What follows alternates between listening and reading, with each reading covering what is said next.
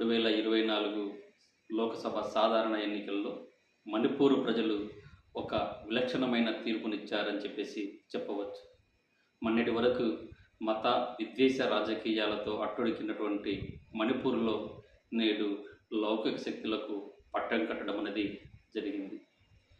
హిందువులు ఎక్కువగా ఉన్నటువంటి లోయ ప్రాంతంలో గతంలో బీజేపీ గెలవగా, మైనార్టీలు ఎక్కువగా ఉన్నటువంటి కొండ ప్రాంతాలలో ఏర్పాటువాద నాయకులు గెలవడం జరిగింది.